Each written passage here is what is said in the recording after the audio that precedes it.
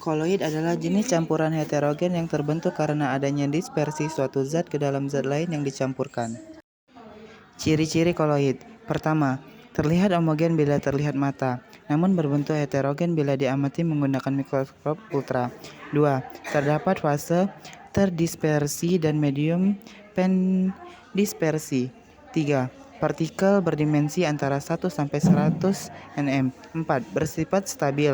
5. Tidak dapat disaring kecuali menggunakan alat penyaring ultra.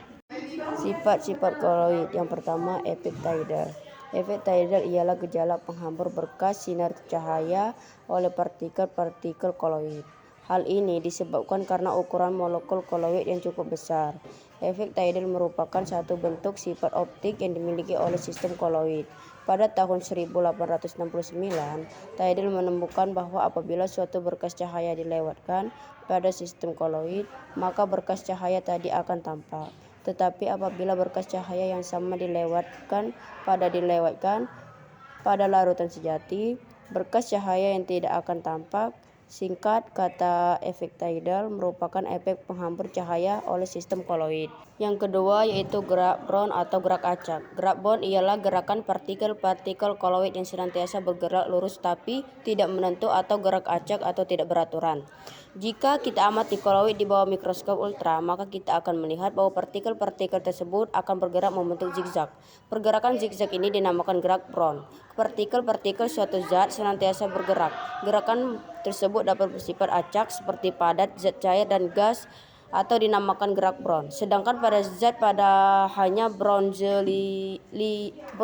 beroscilasi di tempat atau tidak termasuk gerak Brown. Yang ketiga adalah elektroforesis. Elektroforesis, gerakan partikel koloid karena pengaruh medan listrik.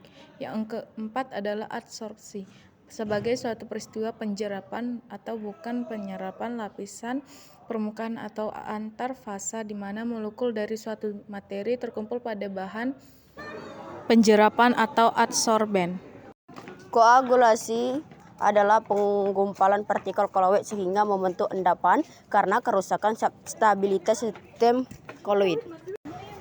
Dialisis. Dialisis merupakan proses penghilangan ion-ion yang mengganggu kestabilan koloid dengan cara penyaringan. Jenis-jenis koloid. Yang pertama, aerosol atau padat. Pada fase terdispersi berbentuk padat dan medium pendispersi berbentuk gas. Contohnya asap dan debu. Yang kedua adalah sol.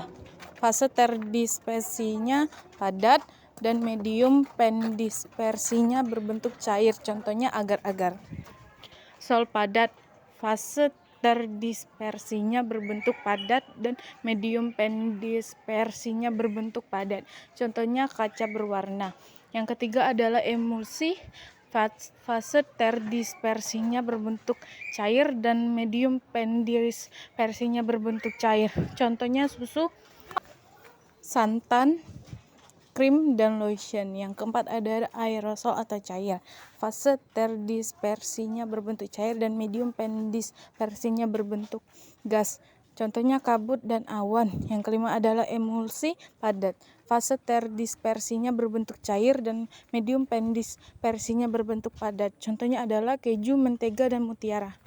Yang keenam ialah buih atau busa. Fase terdispersinya yaitu gas dan medium pendispersinya berupa cair.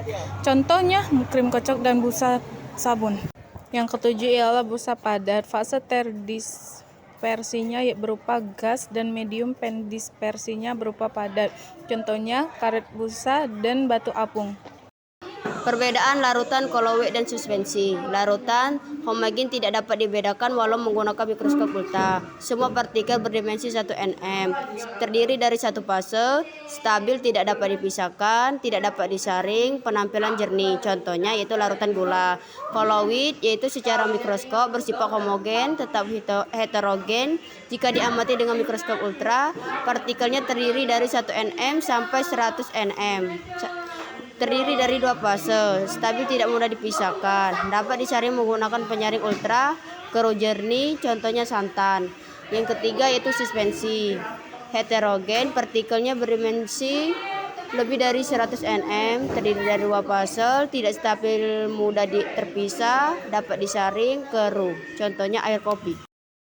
Berikut merupakan contoh dari koloid, yaitu santan, susu, yogurt, agar-agar, mayones, dan lain-lain.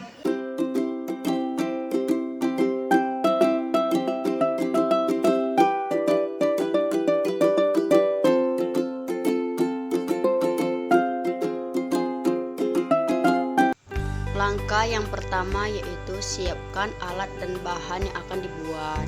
Langkah yang kedua yaitu nyalakan kompor sehingga airnya mendidih.